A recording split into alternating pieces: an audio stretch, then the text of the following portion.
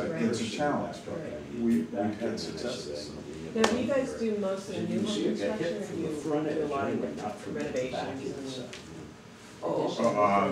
We do, our priority is new homes. Next time call and see New if I know homes in our own anything development. call and say, Where hey, we really like to be, Yeah. but we do renovations, and that's all part of So I have to pull the GPS. Yeah. It's to working. make it happen. So, Chris West. Oh, But my it's- drywall man. Oh, You keep paddling fast. Yeah, You know, my and I have to dad tell was a you, builder, my something was brother's a really builder, not helpful up for here, me. I down didn't in get your Maryland, party, and I intended to go, but that day my fell whole life. apart. But do Yeah. the ups and downs, and the interest rates, cutting the the rate trigger, sheet, you know, everything, yeah, reacting to, let, you that know, was, I regulations didn't realize the breadth of what all of we it. care. Yeah, So- because some things you can control. Well, the rest of some the stuff's things you rolling in can't. now. Yeah. Lumber, in your- stone. What we should do, I'm You know, gonna your buyer, check out to you in the next. Just like I am when I'm buying something, always wants the lowest price and the.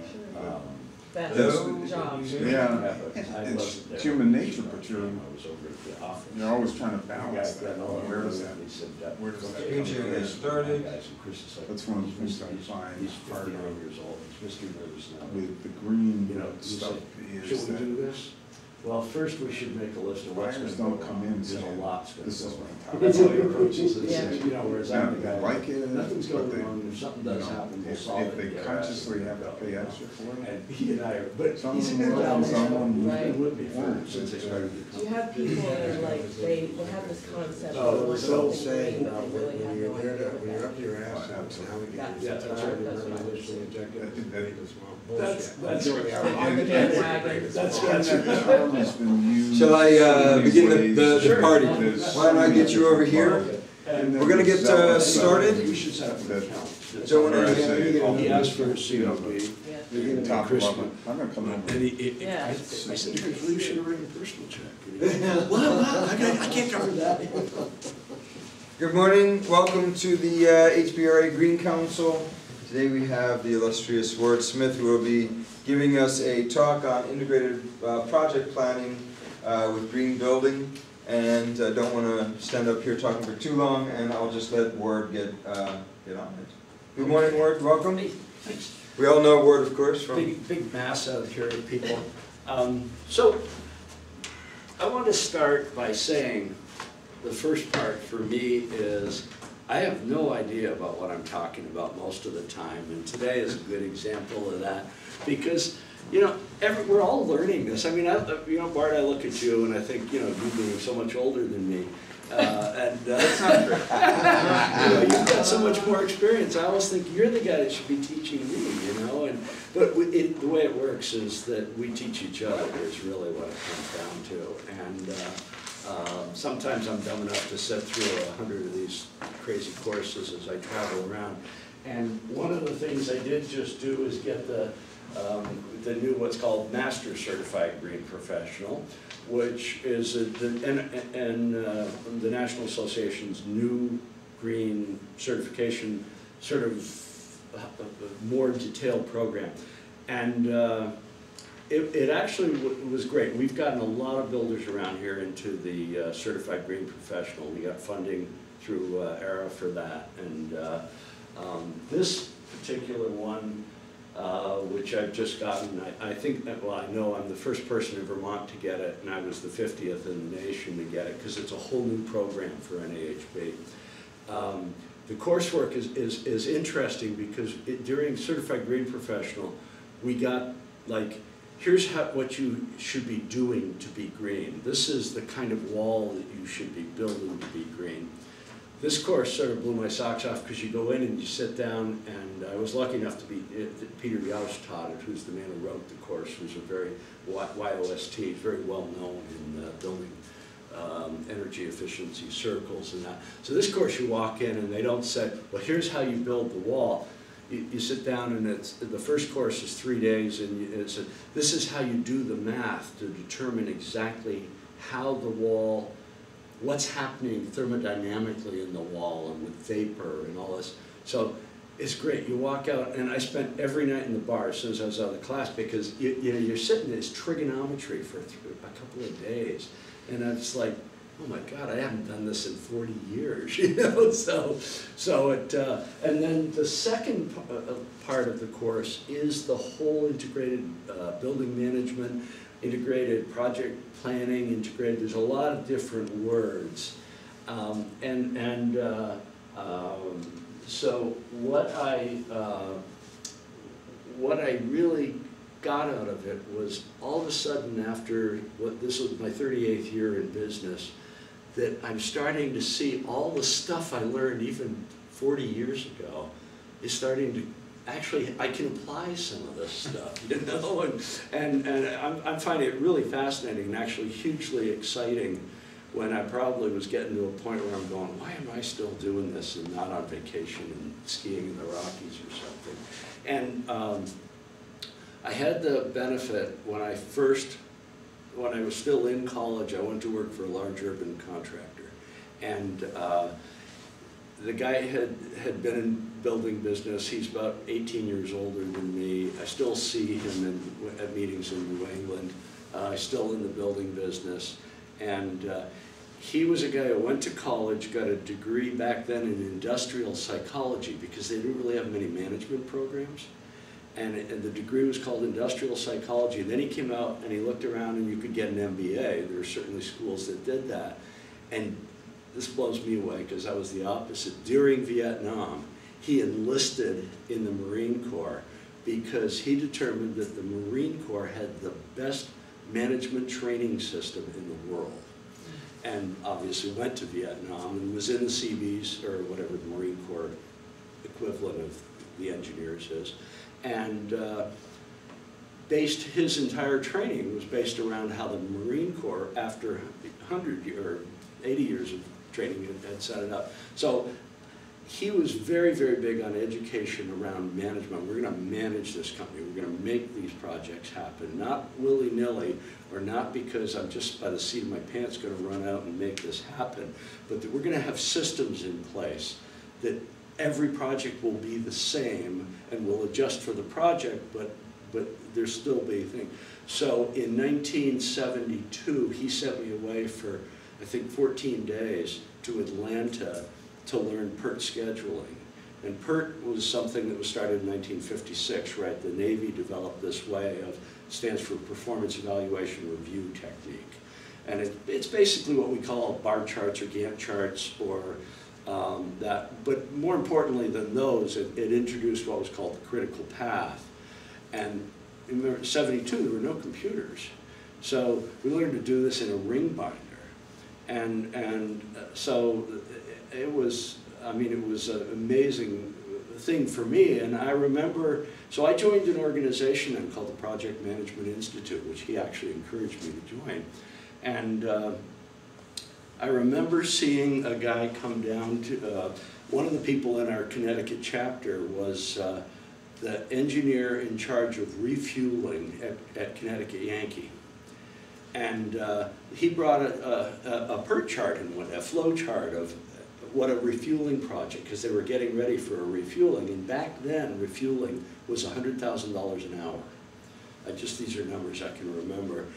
And he rolled out, and he came in, and it was printed off a plotter, which was pretty cool for us, because I'd never really seen a plotter, on 72-inch paper, roll paper.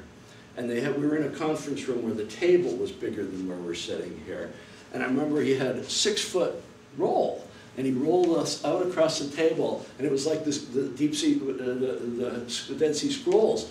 I mean, it was probably 70 feet long, rolled up in these, and we, wow, look at that. And they had labeled every toolbox in the plant, had a number. Every employee had a designated number and an identifier, and they knew during a fueling that if Harry 722 was standing over here, toolbox 413 had to be within 6 feet of him. And they had every toolbox moved and every man moved by the hour through the entire refueling, which was a multi-day project. And it's hundreds of people. I thought, wow, that just blew me away that it could be that organized, you know.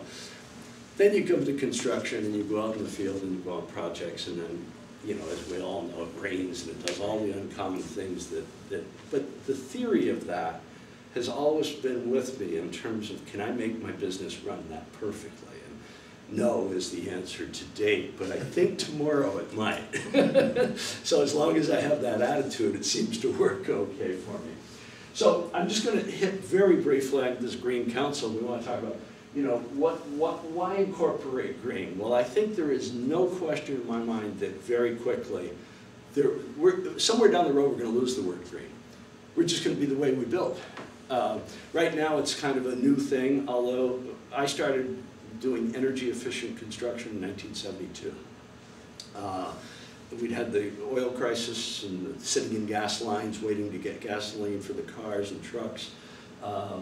So just quickly, a couple of programs. We've got the National Green Building Standard, we have Energy Star, we have LEED. Here in Vermont, we got Vermont Builds Greener, we have Passive House, a newer player for many of us coming into it. There are certainly regionally and municipally, there are plans all over the country that are different, but they all encompass a set of criteria that need to be controlled to get to the end product of the finished house or the finished building. And here at the home builders and for my particular company, we're focused more on houses than on what I'll refer to as buildings, commercial and that kind of thing. So advantages.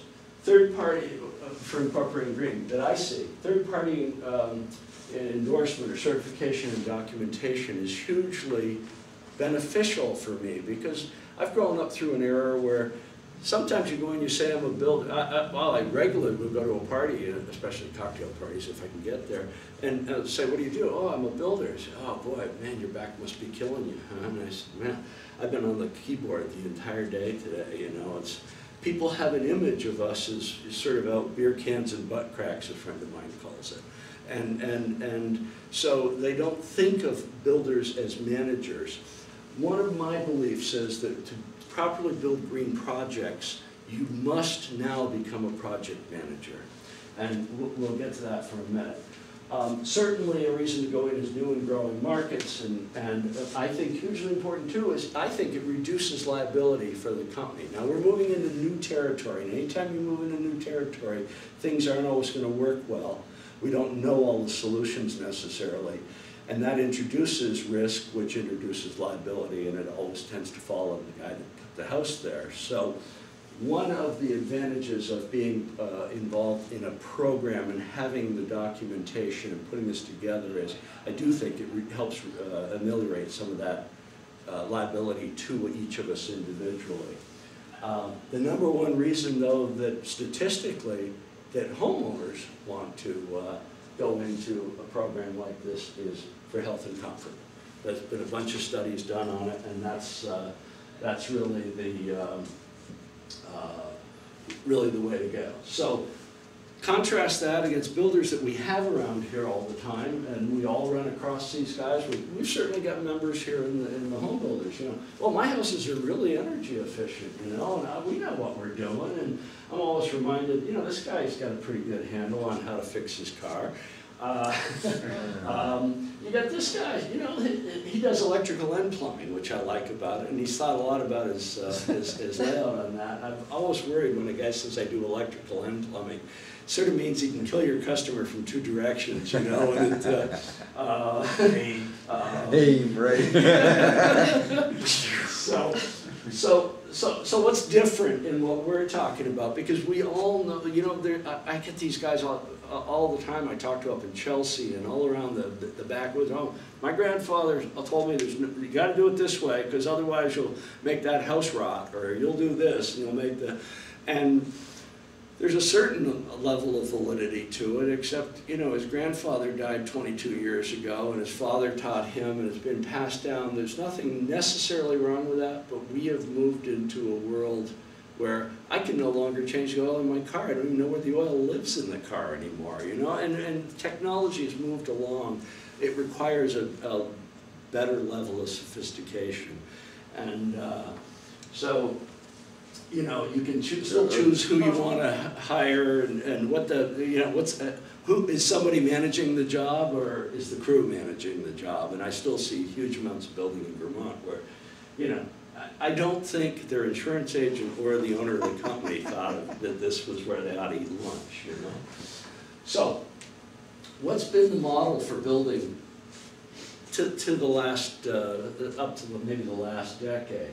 We always have the customer who we always want to put him way over on the side, you know? It's like, he's a great guy and I love the checks he's sending me, but don't get in my face too much because I've got to build your house. And so you go over here, listen, when I call you, I'm going to ask you some colors and stuff, but and you get that to me pretty quick. But other than that, don't come by the site. I don't want you to get hurt. And that really meant I don't want you to bug me. And then God forbid that the owner had hired an architect, so we sat him up top because they're sort of kings and they go to the top. And in the middle was always the builder, and then we had those darn subs.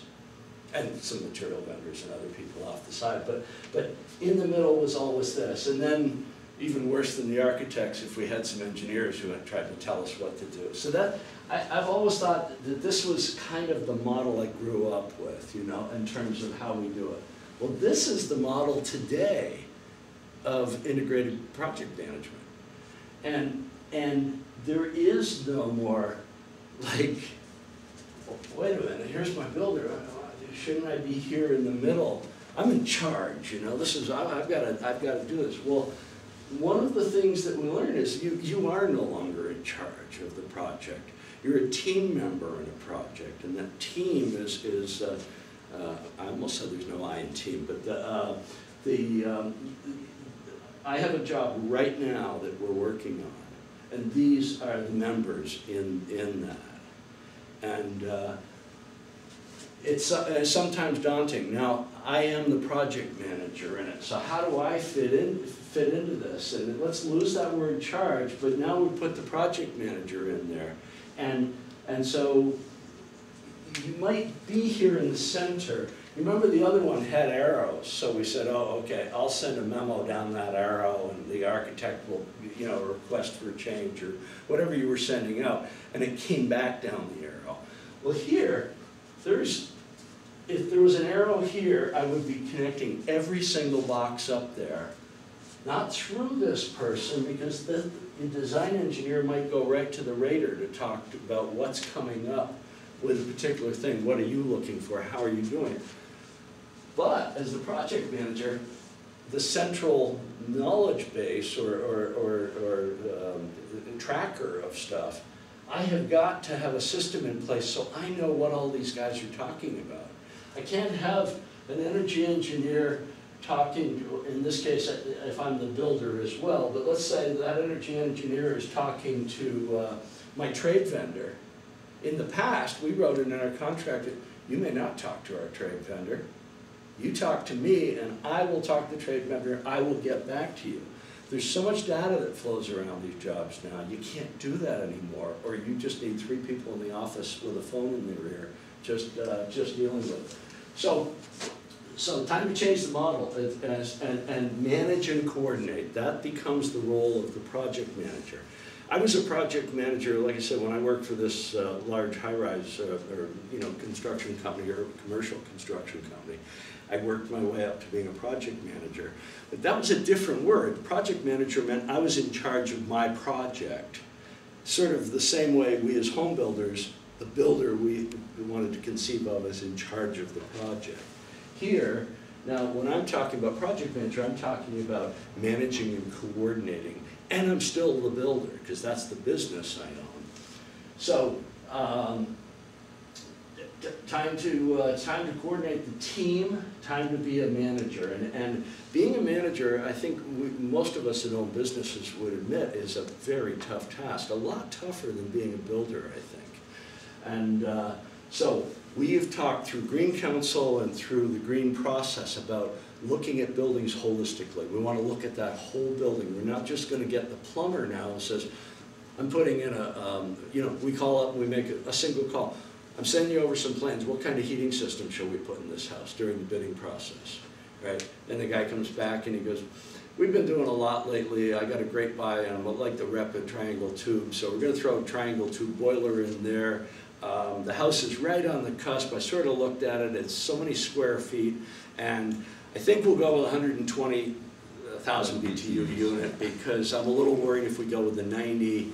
So we'll throw that in there, and then I know they'll be warm in the winter, and we end up with a unit that runs at 60% efficiency because it's so oversized, but its butt is covered, you know. So that's the way we've traditionally done this. Now, when we look at this whole thing, we say, wait a second, we have, you know, some potential solar gains on the south side, but we've got some other stuff going on here. We may have wind conditions, we may have all sorts of things that impact a house. So here again, if we take our commitment to holism in the house out to the team approach, then it changes our perception of how we have to work and use that team.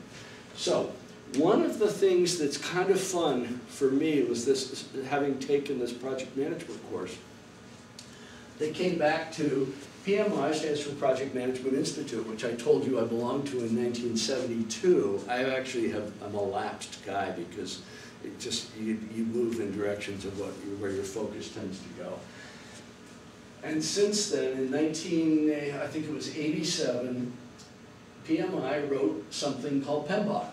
And PMBOK is actually a guided project management book of knowledge, and it's an accumulation of all the project management members, and it's like so many things the Home Builders does for us, where they come up with books that were courses and things that we can buy. This was a method of trying to classify management techniques and management processes. And remember, Project Management Institute, we're talking about the line at GM, we're talking about home building, we're talking about large urban contractors, we're talking about people that manage processes that produce things.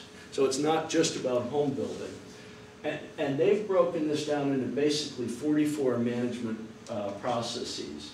They have the 5 basics, and in our hour, and just watching the time here, I won't go into the detail of all these, but this are the 5 basic processes in a project. We've got initiation, planning, execution, controlling, and closing. And initiation, a lot of times, I mean, we use old words for it. It's not really that radically different. Initiation is all of that, design and some of that early stuff where you sit down with the customer. You've got to get those initial concepts of what do they want? Oh, 7-bedroom house, okay. Not a 2-bedroom house or a 3-bedroom house. 9 bathrooms, oh, 3 bathrooms. So we go through that, and you've got, certainly in Bart's business, you've got zoning and planning and zoning commissions, possibly subdivision stuff. So all that kind of falls in that initiation of the project. You can't get to the next one. The next one is planning, but you can't. I always tell customers, they'll come in and say, oh, I want to talk to you about building a house. And I say, where's your land? So, oh, we haven't found any land yet. And I said, well, I'll have a nice chat with you, but we're really not going to talk till you have land, because it just, there's nothing to, if they're on the backside of a north-facing slope, that's a whole different house and how it's going to be than if they're on the south side of a south slope. We can really do we can approach the project differently. So executing, we've always called that the building process.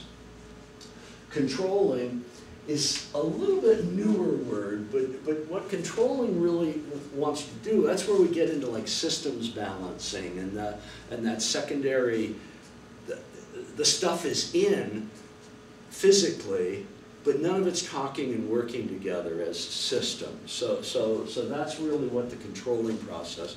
And then the closing is, we think of real estate closings when I see that word, or I do, but it's really more about tying up all of those systems, getting owner documentation, getting everybody up. And as we've learned in green building, is bringing the owner in, introducing him to his new house and her to their new house, and then training them how they're going to live in this.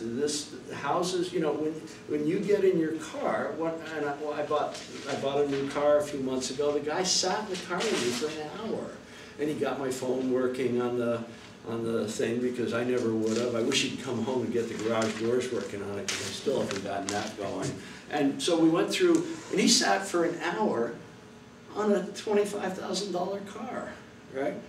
Well, we sell somebody a $300,000 house, and we drive by, and what do we deliver it then? Keys. Here's your bill. Can I get that final payment, please? You know, that's what we have traditionally have done. Well, we know through green education in this council that there's a lot more to be done during that phase. There's also, those broken down below that, 9 knowledge areas, they call them: scope, quality, cost, communication, procurement, integration, human resources, and risk management.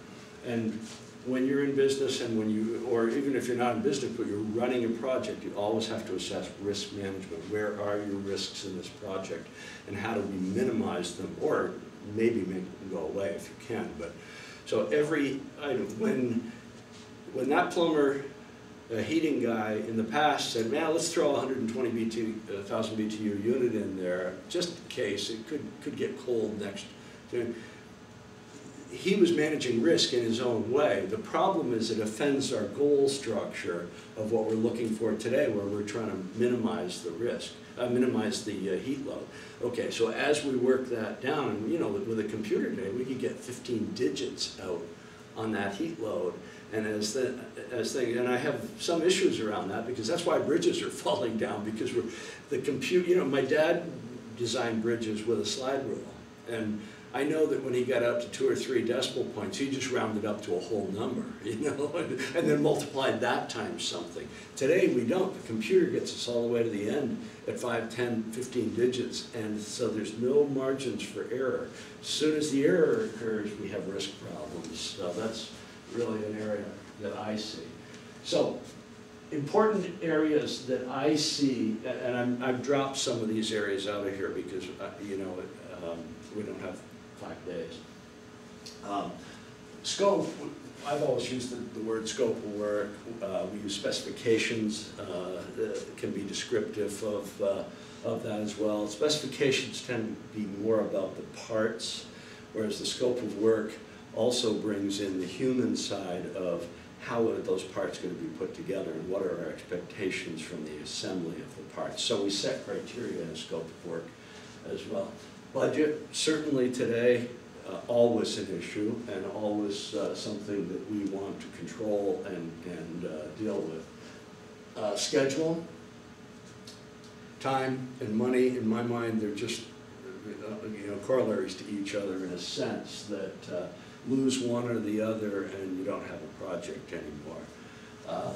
Team communication, you know, go back to that picture with all those team members running around. And I'm talking about houses in that picture. I'm not talking about building an 18-story building in, you know, on the lake in Burlington.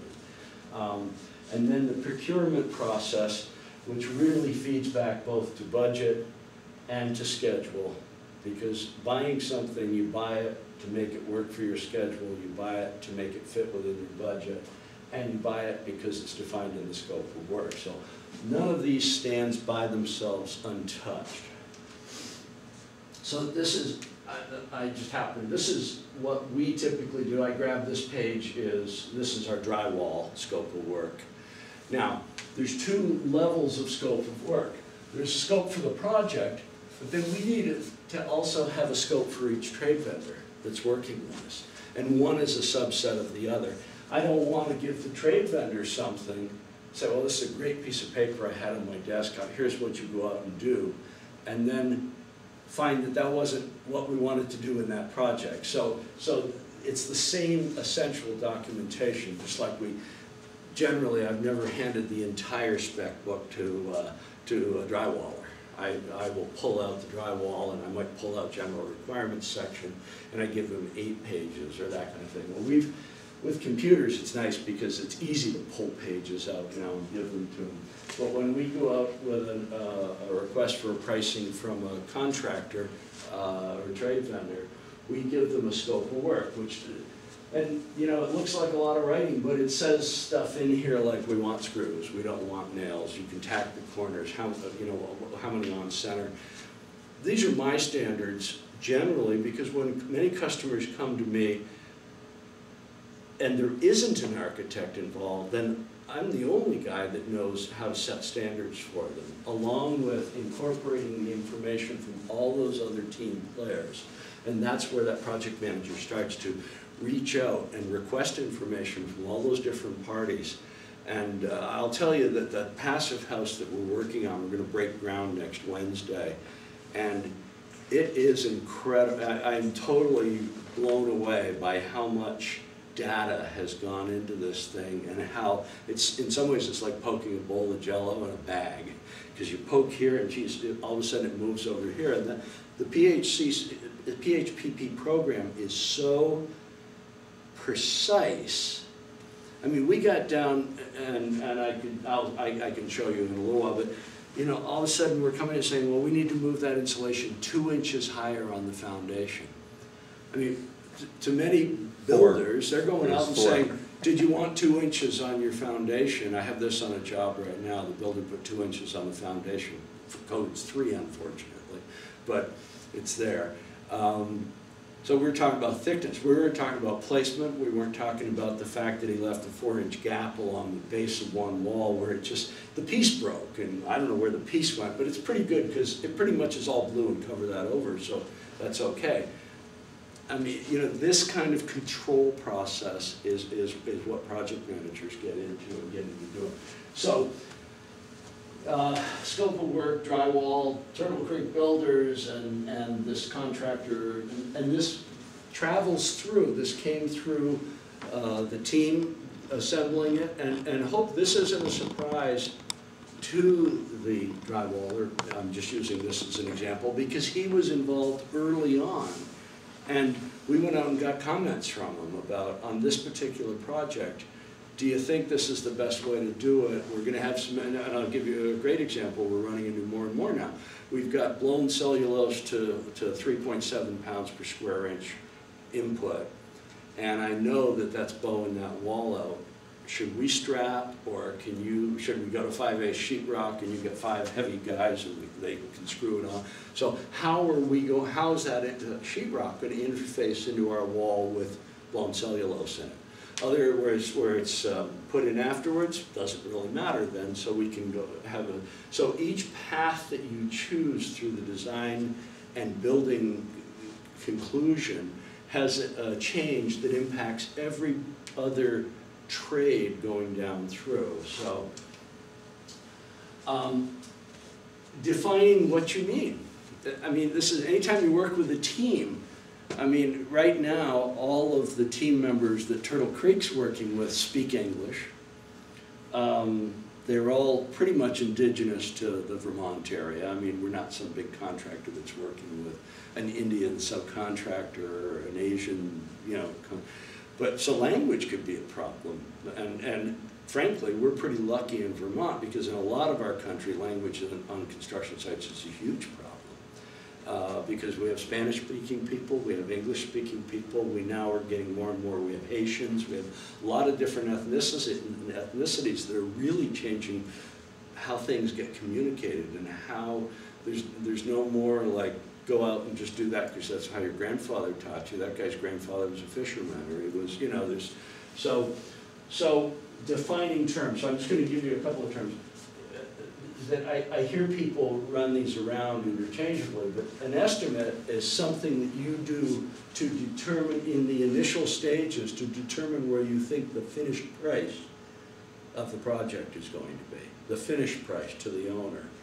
A budget is after you and the owner have agreed on the project, you now are managing this project. You're not managing to the estimate really anymore. You're now, you might have stripped out your profit and stripped out your overhead, and on a day-to-day basis, you're managing to your budget. And so the budget is frankly, this to me is a fairly short duration term. It gets used on the job. The budget is going to live with you from the day you start after the estimate's complete, right through. Costs, on the other hand, are things that you expend against the budget. So they're really a different beast. And then the line items are those individual costs, whether it's drywall or drywall screws or whatever. So part of what I see is, you know, you're talking, all of a sudden you're talking to an engineer, you're talking to an architect, you're talking to somebody from VEIC. Each has a little bit different lingo from what they're looking at. So it really, somebody there has got to sort of set some definitions, and that has been a huge learning curve for me, because it's not like I know all those definitions. So you find yourself always asking, well, what did you mean by that? You know, and one guy's talking BTUs per square foot per year, and another guy's talking tons of cooling, and they're both talking about the same thing, but it's just a different. So who translates that, and how do I know what 7 tons of cooling equates to in BTUs of load on, you know? So somewhere the team has to reach a commonality in how they're going to talk to each other, and doing that, the project manager ends up being the central guy. So establishing a budget, I just threw some screenshots in here. We use a CAD-based estimating system, where we do takeoffs on the screen we import the plans as PDFs, and you know, this is for some, well, probably for a lot of builders, they aren't necessarily moved to this stage yet, but I just wanted to give you some idea of sort of how I'm approaching this kind of thing. So we used some numbers taken from this. Frankly, just because I'm an old guy, I actually like sitting there with the plans and a tape measure and a wheel, and doing some of my takeoffs, and actually putting a red check on the plan, even though I can put a red check on a door on the plan there. So I have this system that's sort of hybrid. I sit with the plans over here, and and then in our estimating screens, we particularly will, you know, where we're inputting, this is actually an estimating screen this is our master screen, so we have a price accumulating here. And each of these line items up here, what we call subcategories, under categories, subcategories, each of these subcategories has a tab, and we run, I think it's 39 tabs on an estimate. So in that's 39 subcategories. Under each of those subcategories, there's probably anywhere from 10 to 50 line items individually for labor, materials, trade vendor, whoever we got. And that all is sort of in a CSI format for us. Many years ago, in 1978, I bought my first computer. And if you think about it, that was 3.5 years before the IBM PC came out, and before Tandy came out with a Radio Shack computer, or Radio Shack came out with a Tandy computer. So, 78, I was 27 years old. I bought an $80,000 computer system on 100% no, because I had no money. And I convinced the banker, and I'll tell you the better part of the story, the bank did not have a computer that I borrowed the money from. You know, they'd heard a lot about computers, but they weren't. We had to go in and convince the loan department that computers, because I wanted them to take that as the loan, you know, equity on the loan, and get a note against it. And they were like, well, will it be worth anything in a little while? You know, what can you do? So we had to write our own software. We hired a software programmer, and he wrote a scheduling, estimating system, all this stuff. That cost me 17 grand back then. And I can still remember these numbers. And we had 8 bits to put code into on those computers. And believe it or not, in 78, the guy called me. The computer was from California. They were going to assemble it, built to order. And the salesman, who was this, you know, great guy in a $500 suit back then, which was big bucks, called me up and he goes, oh, I got a great deal. He goes, I know you're really into this stuff. Could you wait 4 more weeks for delivery? How come? He goes, I can get you double memory on the motherboard, the RAM on the motherboard. I said, wow. So we went from 64K to 128K at no additional costs. No hard drive. Right. No hard drive. Hard drive were Winchesters. We had about 10 big Winchesters, and we actually sold time on it as a separate entity, and we did consulting work through it to try to get. So anyway, I developed at that time this CSI is 5 digits. So that, for instance, foundations is the 3000s, right? 03000, and then everything falls under that, and framing and lumber is 6000s, and plumbing is, what's plumbing? Electrical is 1600, 1500 is plumbing mechanicals. So to have 5 digits, that chewed up a lot of space, and as a home builder, we weren't really interested in that. So we truncated it, so I took 1000 and 2000, squished them together and made that 100. And then we took 3 and 4 and squished it together and made it 200. So you may see in here slightly different, but it's still all the same as the CSI. It just saved us data. We do subscribe to a quarterly update. We use RS Means as our base model. I still like to call my lumberyard and see how far they are off of RS Means. RS Means when I first started with RS Means, it was a book, and you sat and you thumbed through it. It was 16 divisions, and you looked up your prices, and that's how I learned to estimate. We use it now. It comes through, it gives us labor and materials. I still, being a home builder, I still look at it and I still think to myself, okay, if I put 4 guys over there, that'll take them 3 days. Because that's how home builders think of their work. I don't think so much, although we do estimate this way, that okay, now I've done my takeoff, I've got 8,700 board feet of lumber there at 0.335 man hours per board foot. It will mean 83 hours, you know. So I kind of do it both ways, and I look at on the screen how it's coming out, and I go, I don't like that, and I up it or down it depending on what's going on. We do all our scheduling on a computer, and we set up PERT schedules. It is so easy on a computer to do this now, and if you're not using this, there is a great program. I mean, you could use this program even in your, you know, from a vendor standpoint. And there's a program out there. I mean, there's one called Microsoft Project Manager. It's about $600. There's Primavera, which is a big name for a building one. That's like $1,200. There's one called Turbo Project for $49.99. You see it, you get an email about once a month going, oh, it's 273% off. It's the same version for maybe the last 10 years. They've never upgraded it. But it is so good for $49. I just tell you, I've written reviews on, our first program we used was called Harvard Project Manager that I bought in like 85. Yeah, probably about 1985. And back then was $200 or $300. And it was so complex. The $49 program, you could run your whole business on it. You can run your kids' schedules on it. You could, you know, everything we do in life are little projects. Even raising our kids are sort of 20-year projects that stretch into 40 and 50-year projects. But so anyway, using scheduling is a critical tool, because if you're going to have all these team members working, you can't just sort of say, okay, well, why don't we aim for next month? Because we're all on committees and we know what happens. Everybody, including me, forgot that we even had the meeting next month. So the night before, you're sitting there going crazy trying to put this all together. So the schedule helps people see it, and it helps people report on their position on the schedule, which is really the most critical thing.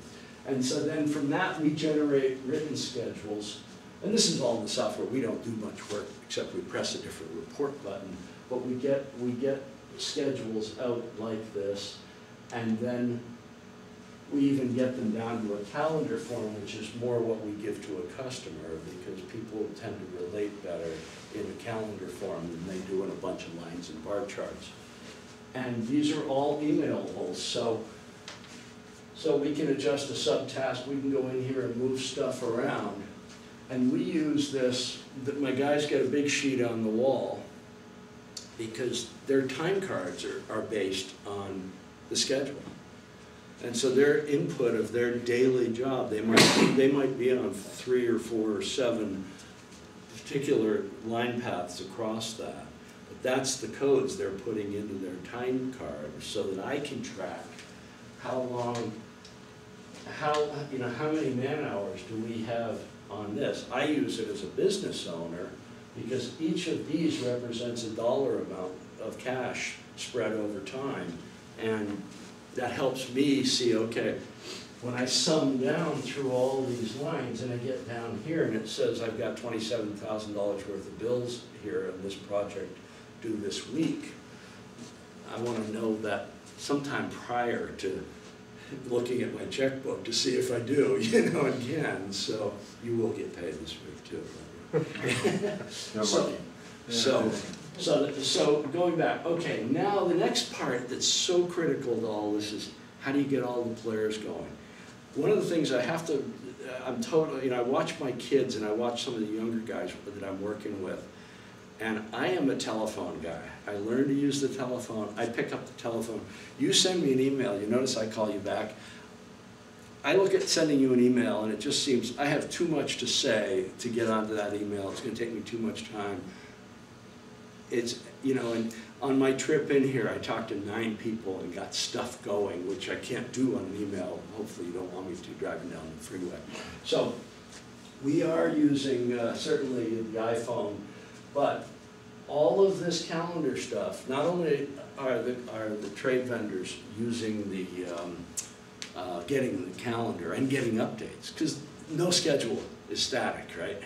So you've got to be constantly sending out updates to your whole team. What we are about to start doing, and we haven't totally implemented this yet, is automated text messages on the schedule, which will really drive people insane, So that plumber, when he's due on the job on Thursday, is going to get 10 days before, 5 days before, he's going to get just a text message on his phone just saying, we're expecting you on the job and this day. And that's all automated now in our system. We just haven't applied it yet. And that's our next step. I should caveat all this by saying right now, we're working in Buell's Gore, right? You just brought that load of rock up to us in Buell's Gore. I mean, they're running the power lines down to the house. We're taking the population of Buell's Gore from 12 to 17. So I think these people are going to have a huge political clout in this town. So we don't have cell phone coverage. We have no telephones or power on the job yet. So hopefully that's all coming together. We're just dying. The sound of a generator is just always ringing in my ears. So it's a little hard to talk about using this technology. I can't even call my guys right now. So they're, so I'm back to the old run over them. But luckily, even though it's 12 minutes exactly from my office, so I can run over and go, okay, here's what we got. Okay, bye, I got to run to a meeting and I'm out of there. But so, keeping this, but if we're going to build green, we have to start embracing this. And this is not like, wow, that's a great idea, Ward spent some time working on this and that's great. It really is the evolution of, we have to use the communications that are available to us to really get this all wrapped together, or we're not going to be able to do it. I'm going to try to tie that together as we get along. Absolutely critical thing that with this project management concept is the communication is where you take all these parts.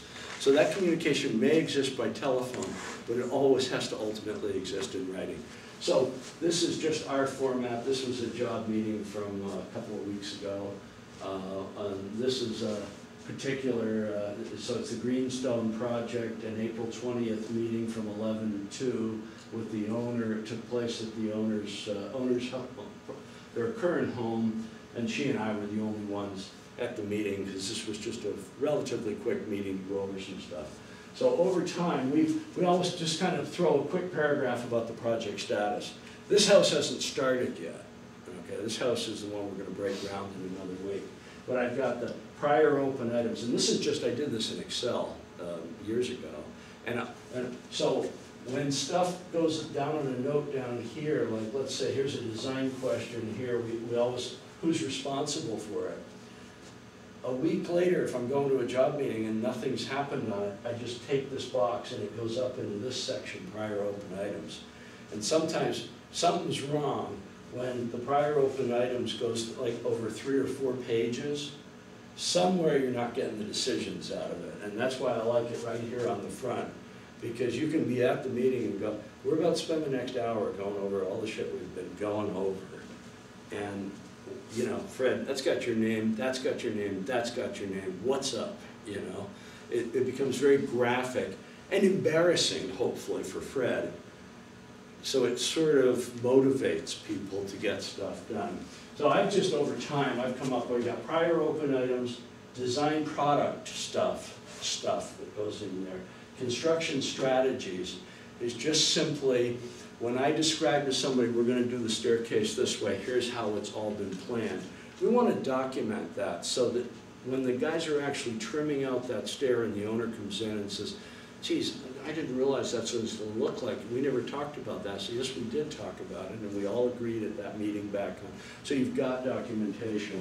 And then we have this new items and concerns. So before I go to a meeting, I always let the owner know at the meeting, if you want to send ahead of time, send me an email and stuff, we'll put it on the agenda so we're sure you get time to discuss this.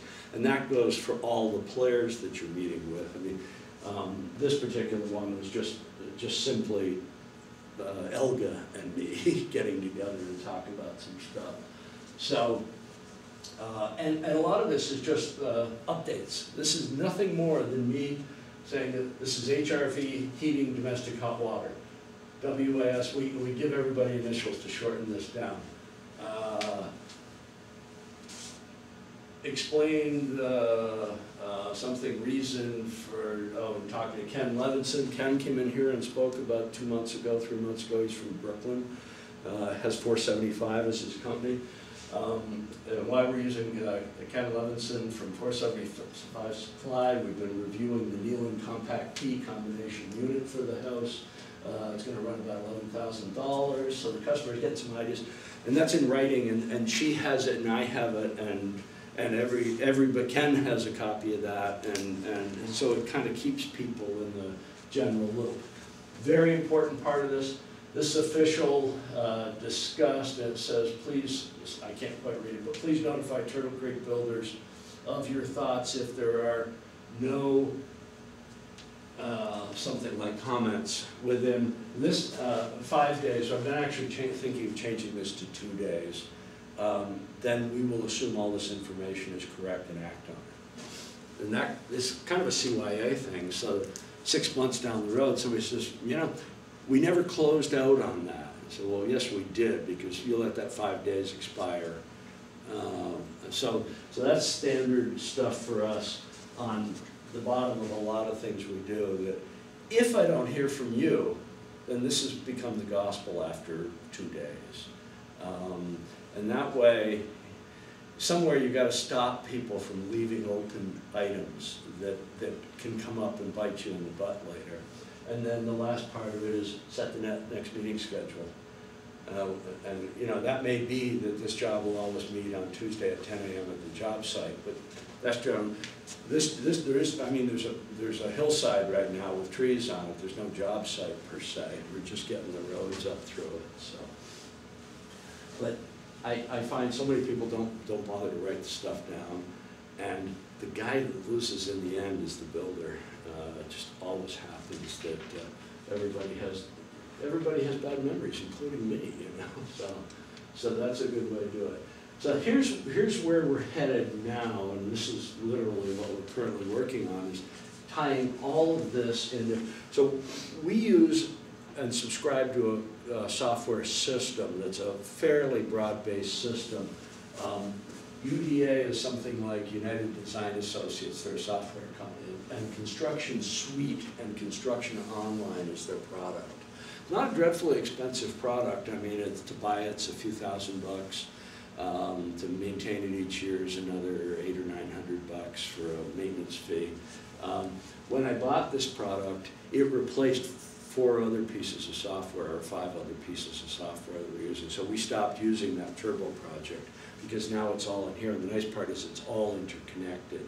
So our next step, and even the company, this is their next step, this is actually sort of a sales thing I took off the web, is all of the players in this particular project will have a password and get keyed in, and they can go to Construction Online.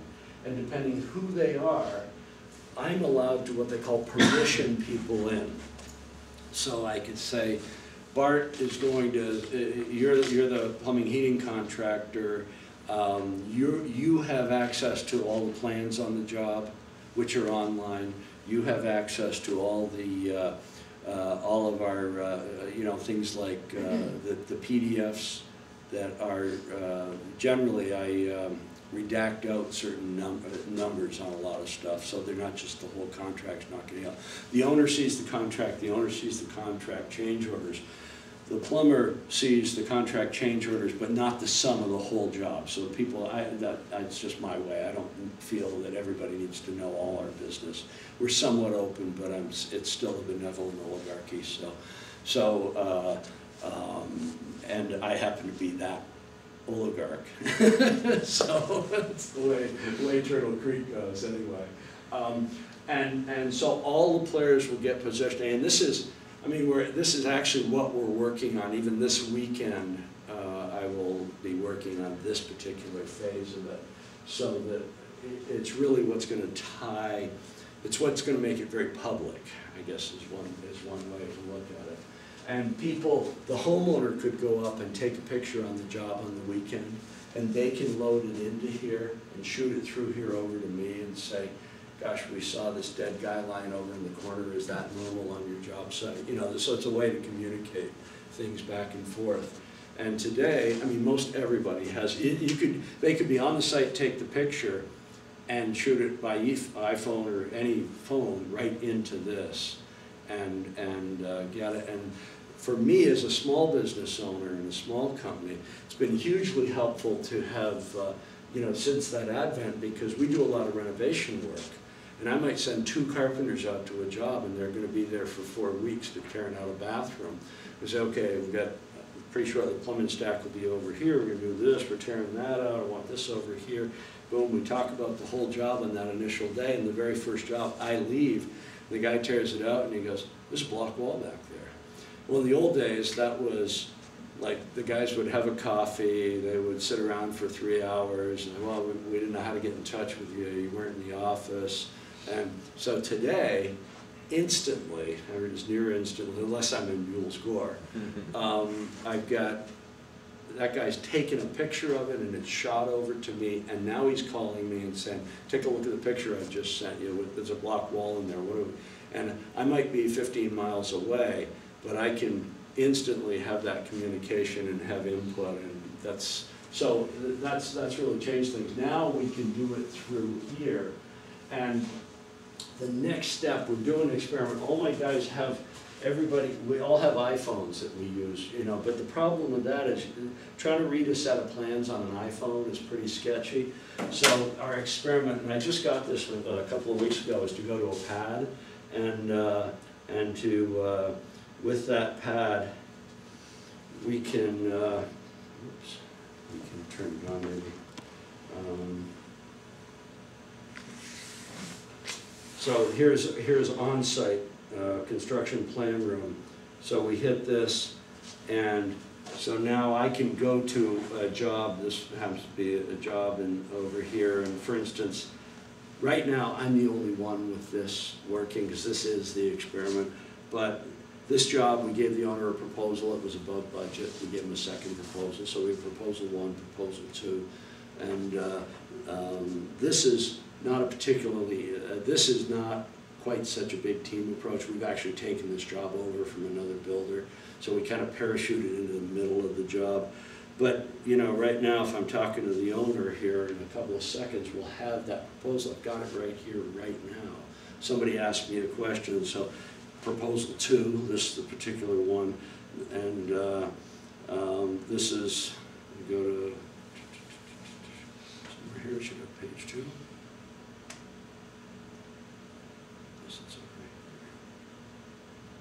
Oh, I still have to download it. So it's got, so I mean, not that that's an important document. It is an important document if I'm standing somewhere and somebody needs to talk about it. Like, how much did you figure? What was the budget in that? We have other budget sheets. But the time schedules, all the plans. My hope is this is more readable for looking at blueprints, and it seems to be right now. But so if that's the case, then every guy, when I say every guy, I'll say of the carpenter level will be carrying a tablet. And this isn't an iPhone. You know, iPhones are by memory. You buy them by memory, so they're like $5.99, $6.99, $7.99, depending on the memory you use. This is from AT&T. This is an Acer. They call them tablets, not iPhones, iPads. And it's $3.25, something like that. And you can actually plug memory in this, which Apple won't let you do. So I can put a chip in here for $50, and it moves the chip around. And plus, if the guy drops this in the toilet, we can still pull the chip out and put it back into something. So it's not quite so bad. And I'm thinking this will be sort of the way we tie a lot of this stuff together. So anyway, that's just what we're showing right there, this system on it. That happens to be a picture on an iPad, but so, you know, it's just what people are all getting used to, lists of files for the job put down, and I do actually, I was going to just say one other thing. I took the OSHA 10-hour fall protection course. We brought all the guys in to take it through the winter when we had a little more time on our hands, like all the time. The lady was up teaching the course, and she was trying to impress. I will impress this on you. 27 people in the course, mostly guys. There were a couple of ladies in there. It was over at Hickok and Boardman down in Burlington. And she said, okay, how many people in here have been cited by OSHA in the last 6 months? 24 hands went up. And she goes, this is keeping me busy. She goes, it's my work thing. And OSHA has really upped their checking on jobs. And so she was just talking for a minute at the start about OSHA. And she said, how many of you have read OSHA forms? And you know, we happen to actually have the OSHA manual, which is about that thick in the office. But I also happen to have on here, under a business section here, under reference, I have OSHA Mobile. And I've got the entire OSHA code right there on a job site. If somebody has a question, we can look it up. And so there was actually 2 other people in the room who had that. And she goes, well, that's pretty cool, that's great. And she goes, okay, so she was trying to throw a bone out there, and she said, how many people in this room know what the OSHA Form A300 is? And there's like everybody sitting there, and people are looking around, there's no hands. And she goes, nobody knows? And so I go like this, and she goes, oh, do you know what it is? What is it? And I said, well, it's an annual form that summarizes all of your injuries and accidents for the prior year. OSHA requires it to be posted on every job site from January 15th through April 15th. And if it's not there, you get a fine. And she said, that's amazing, that's great. You're the only guy here that knows that. And she goes, so do you have it posted? And I said, yeah. And she says, well, she goes, do you have it posted and it's on the trailer door, and did it blow away in the rainstorm last week? And she goes, because the reason I'm bringing this up, this is OSHA's way of paying for the man to show up on your job. Nobody has them there. And so he shows up on the job, it's a flat $600 fine for not having that posted from January 15th to April 15th on the job site. And I said, no, it's on every job site. She goes, really? I said, yeah, you want it? I got it here. And so I go like this, and I check it, and it's in this system. I set up a job called Turtle Creek Builders, and I dump all of our information in there. And I go like that, and I go, did you want, I've got 07, 08, 09, 2010, 2011 in here. Did you want to, which one did you want to see? And she goes, she goes, no shit. She goes, you're the only person in America. And I said, I checked with OSHA, and OSHA does not require it to be in paper on the trailer door. They have to, an employee has to be able to show where he can access it. And we have all, like every January, early January, I do a memo for the guys about vacation policy. You know, what are the holidays for the year that they're paid for? So that, type it out anymore and give it to them. I type it out and PDF it and load it in here. So every guy, because if you give out paper, I mean, we all know where that goes for any of us. It just, oh, I know he gave it to me. I had it somewhere. I think my wife took it, you know, and then they're calling the office to find out, are we getting paid for next Thursday or not? Well, this way, it's all there. Our mission statement's there, our entire company employee manual's there, our safety manual's there. I mean, everything is. So this is a great new way, and I'm getting off my topic here a little bit, but we've been able to use this by setting up the company as a job, so they can all access it as a job. It's just, and the only permissioned people for that are the company members, not so we don't, the plumber can't do that stuff. Okay, I was going to give you a couple of websites here. The Project Management Institute website is pmi.org. There are scad loads of stuff there. I mean, you could spend an evening in that website looking at stuff, and then you go, oh, Word is really a jerk, you know. There's a lot, you know, that of course they'll ask you to join, which I have not rejoined since 35 or 40 years ago. And then there's another one I had run across here, which is pretty handy, and I actually use this one, and it's a long word, projectmanagementdocs.com. And, oh, I was going to scroll it up. I can't scroll it up. It's a picture. But, you know, down here, so if you click on this, project charter templates, feasibility study templates, business case template. So you can go in there, and then those are templates so that business charter template, project charter templates, or things about when you're starting up your chartering the project. And so you start to so I don't always, sometimes I'll download one, sometimes I'll read them and go, that won't work for us, but I'm going to take that one and combine those two forms together, and I'll make a new form. So that's more, you know, it always boils down to making it work for my company. You know, is planning worth it? I guess that's, you know, we won't go there. And then I always tell people, you know, I know there's lots of builders out there that sound more appealing than me, but maybe that's their method of management, and you just gotta wonder what that guy was thinking. It would have been my thought, I can tell you that. Run! So, yeah, exactly. I got like a cheetah. So, I guess just to tie a bow around it, I mean, there are, because when we first were talking about this, I was going to try to like teach everything I ever knew about project management in an hour, and I realized as I was starting to put this together, the best we could do was sort of throw out a hopeful future. And I think if I were to put anything in here that is to me the most, it's that picture right there of what I think is pretty typical of how we've all sort of grown up in the building business against that picture right there is just hugely different. And if I didn't impart enough today, it's how important all these people are, because you're bringing that plumbing and heating guy in not to just go, okay, Calvin, what size boiler do I want? And I just had this conversation with him on the our Greenstone project.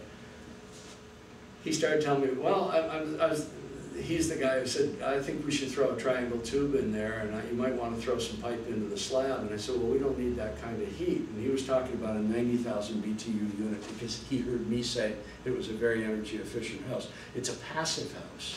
We actually now, he doesn't know it yet, we are not putting a heating system in the house. We sort of are, but we're using this Nealon P, compact P unit, which is a heat recovery ventilator, which is, it's a heat recovery ventilator with a heat pump in it. And heat pumps, we all would generally say don't work well in our climate. But we're going to use the heat pump to reclaim small amounts of heat out of the moisture being taken out of the unit and put that back in. And we're using the same heat recovery ventilation ducts to redistribute, designed to be not just HRV ducts, but also to be heat distribution ducts. And pumping that back in, and we're shy we're shy somewhere around 14 or 1500 BTUs per hour in the house. Again, 4 feet of an electric baseboard is 2,000, is it 1,000 or 2,000 BTUs? 2,000. 2,000. So, I mean, that's 4 feet, so that's all we want to dump back in the house. So we've come up with this idea. The house in Charlotte, the passive house that was built, they ran a glycol line in the footing, around the footing drain. And it comes back in and it dumps that little bit of warmth in the water. We're only talking about a degree or two back into the house. I came up with this idea that we're going to actually wrap 300 feet of line around the septic lines. Because we all know the grass melts there, so there's got to be at least one more BTU there, or one more degree there than in the rest of the house, so we're going to see how that works. In this house, we are doing, we are putting in a full monitoring thing. I have a wonderful client who is an architect, but you know, I was going to show you, we do job books on jobs. It's how because I'm always mobile. So here's a house underway. We're through sheetrock. You know, I have my little tab system, and I keep some paper in here. I have a filing system in my computer. So that's kind of just a normal house. So here's the passive house that hasn't started construction yet. I mean, this is the planning section. I'm going to end up, so I got to go get another book once we start construction on this. This is just communications with people and trying to keep some semblance of what's going on. And that's just in weight. That's what I'm saying, how this is changing for us that are going to try to build these houses and get this stuff in here. And you know, right up here, Chris coming in right here, it's a constant molten product until somebody kind of goes, okay, we had enough talk on this, that's what we're going to do. Somebody's still got to do that in life. And that may be Chris going, everything here is tied together now, I feel comfortable with it, and we're at 4.45 on the passive house. Kilo BTUs per square foot, yeah. So that works. We still have to make our 0.6 air changes per hour, which depending on, you know, we have the technology today. So do your crews do this? And to get down to, you know, it's all of a sudden the field crew, the team become important team members, because we're working on a policy where, you know, it's every man owns the hole policy. So if one of my guys drills a hole for something, it's his responsibility to see that hole all the way through seal up. So there's no more like, well, I'm running the wire, I don't deal with the hole. The electrician, you know, is running. We're still thinking that we're going to contract that out of the electrician's job because we don't trust the electrician. And that will be our job to follow the electrician. But it's been thought about, it's been assigned a task to a particular, you know, set of people in doing that. So we're running on time, and I'm wide open to questions or any time. So Ward, you show your two different job books, the one that's the passive house that's in planning that's twice as thick already. Yeah. How do you get paid for that? Who's paying Chris or the heating trade contractor or to gather all that information? And how does that work with your customer? And this particular house, this is the second project we're doing for that customer.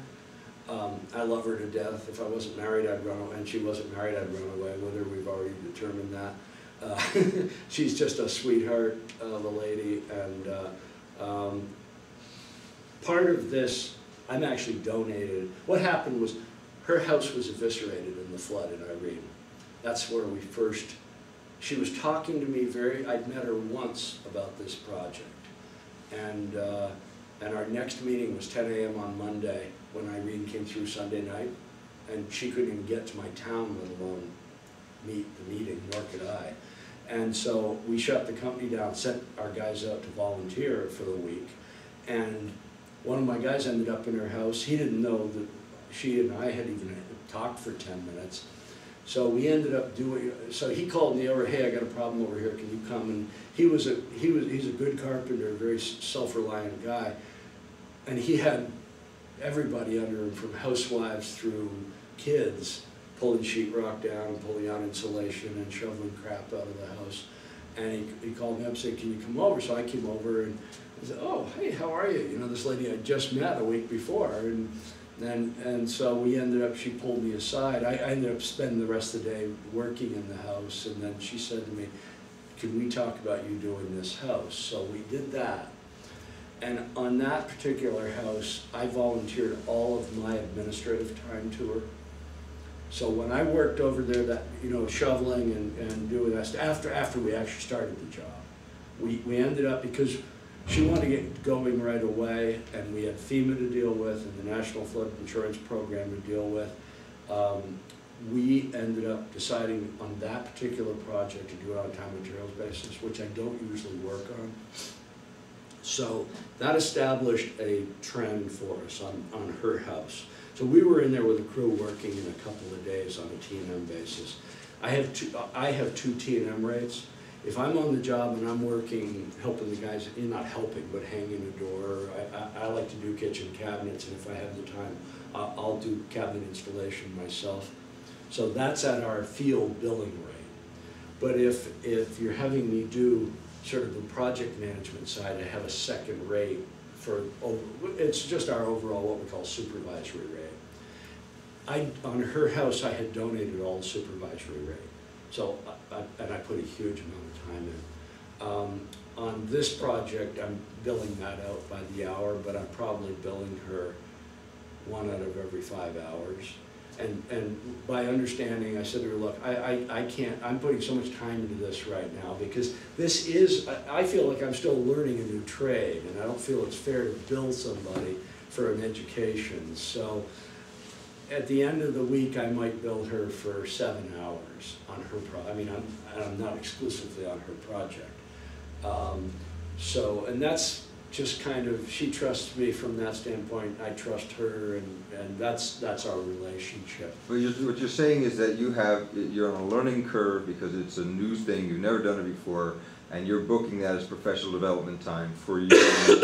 Within the, that's right, within the, and it's actually on my time card, we've been tracking it that way, like, you know, just like, this goes nowhere, except to the project. The consultants are being paid. They quoted a fee, and they're for the most part working on a fee. The passive house fee is a known, that's a quoted. Passive house has a $1,100 bucks. $1,200, $1,300 for the process, yeah. Plus blower door tests and other requirements. Right, and all that secondary, yeah, right. So there are things, and so like the blower door test, I'm putting in that's in the budget, right. And that's a budgeted line item. Because to me that's construction oriented, so I move that to the other side. There's sort of all this planning, and then the day we say, okay, we're rolling, then everything else becomes budgeted. So I'm trying to think of other players, but there are, for the most part, they're either on a quoted amount or an hourly amount as engineers or consultants, or in this particular. That all gets billed to the homeowner. That all gets billed to the homeowner. So what's this planning process going to cost the homeowner?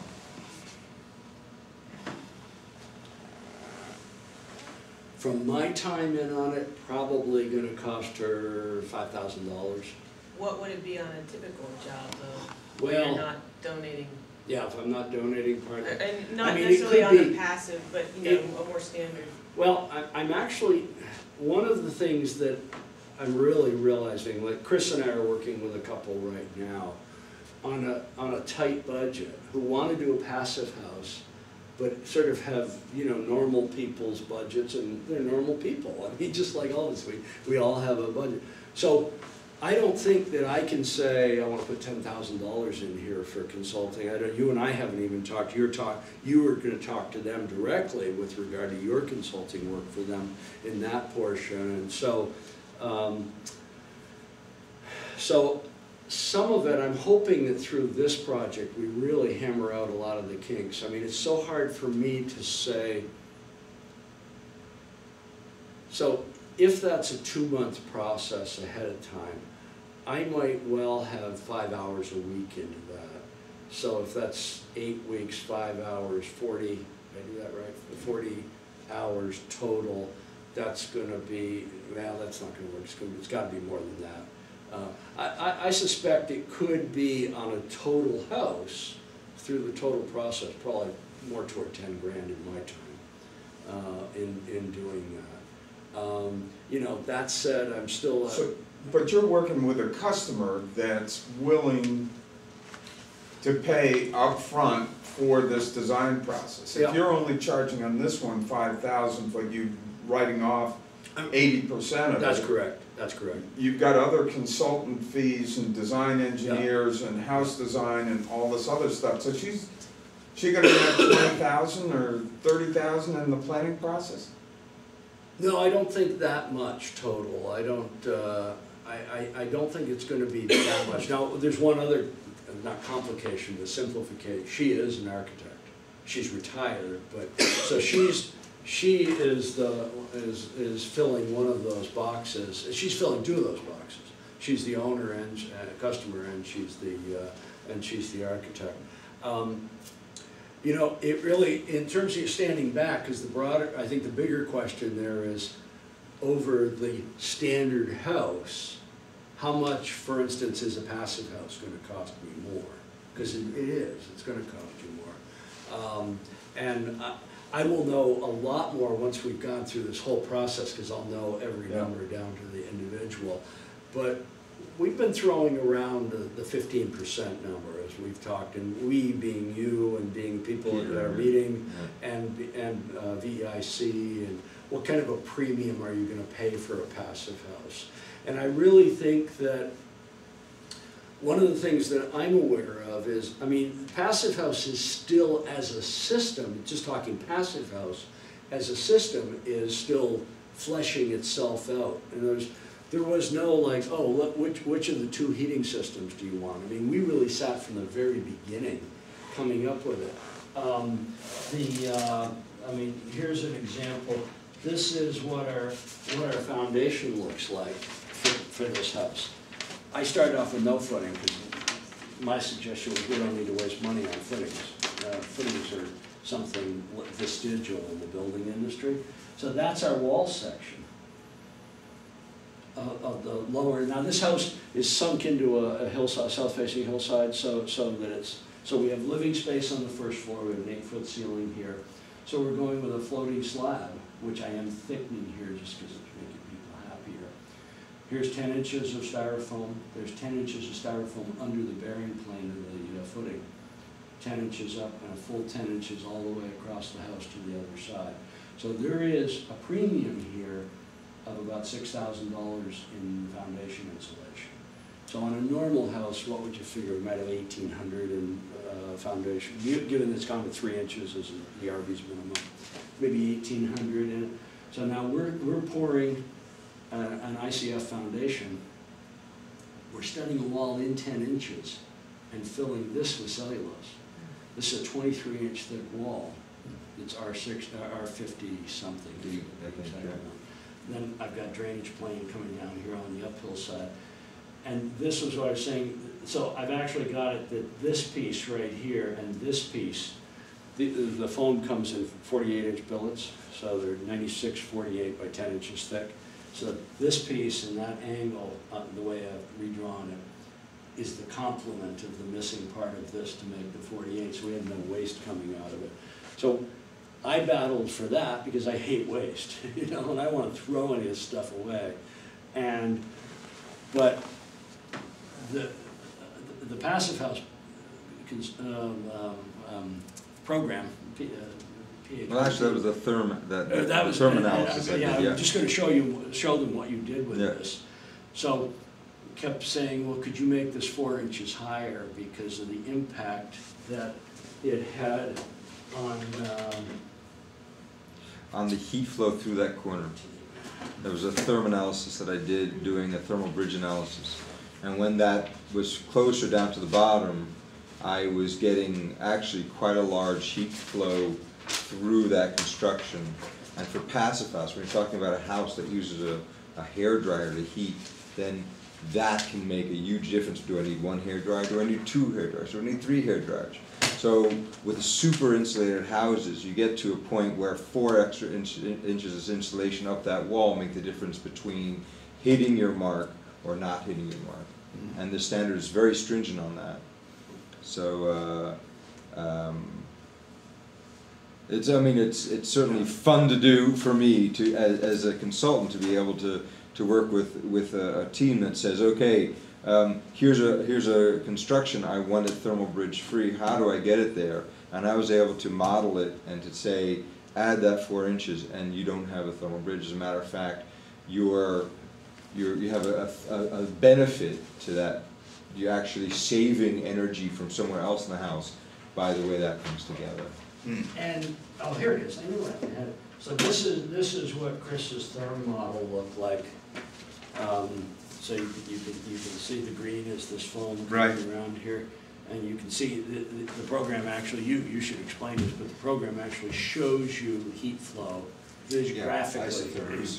And what we're ending up here is the passive house definition for a thermal bridge is 0.006 BTUs per hour per foot per degree Fahrenheit, and with the added 4 inches here, we're able to get that to 0.0000, so that this is a completely neutral bridge. There's no extra heat, and that is kind of confusing because it's basically talking about this has a certain U value, this has a certain U value. If we just overlap them and call that done, what am I getting there?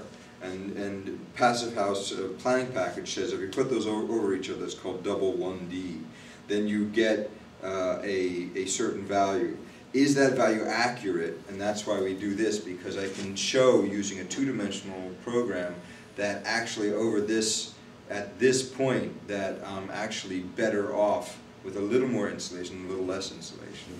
So it is complicated, of course. And I actually went to a presentation Chris did where I hate to even admit now, I know how he calculated L1 and L2, and you know, can I do it? No, and I don't have the program. But that was great for me. Now, I went, like you're coming here today, it was my time on my thing, because I want to learn a little more of this. This was through our Vermont Passive House Alliance, or yeah, I guess that's the right term for it. So, already I've had a couple of people call me, either VEIC or some other people are saying, oh, Ward came up with this foundation system.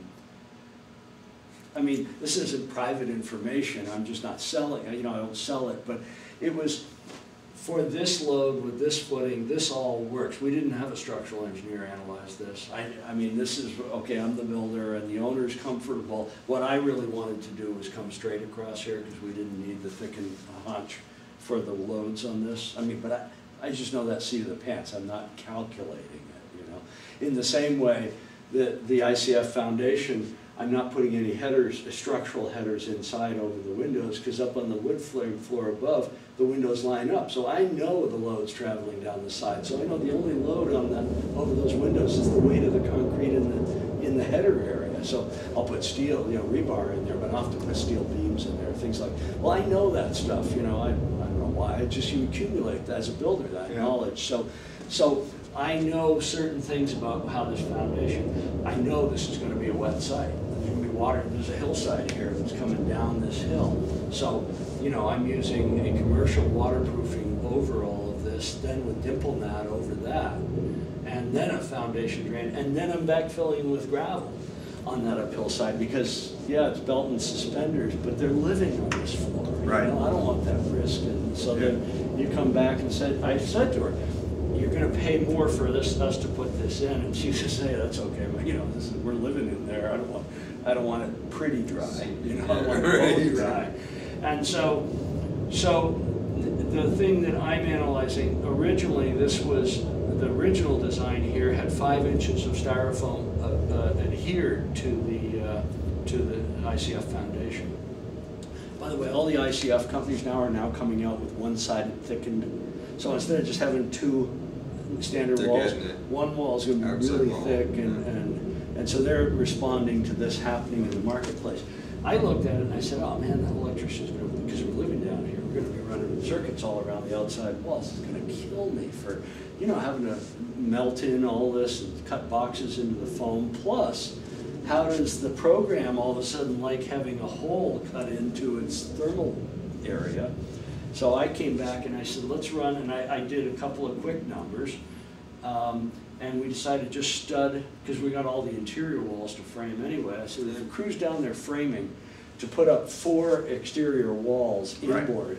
And then I went to the electrician and I said, so I want you to deduct drilling any holes on the exterior wall. So he can run all those wires in the back right here. In the middle of all You know, that, just yeah. play them right around and pull them through. And he said, yeah, you're right, I can give you a little bit back on that. If indeed I can run that all the way around, that'll save me some time. And he can run drops over and down.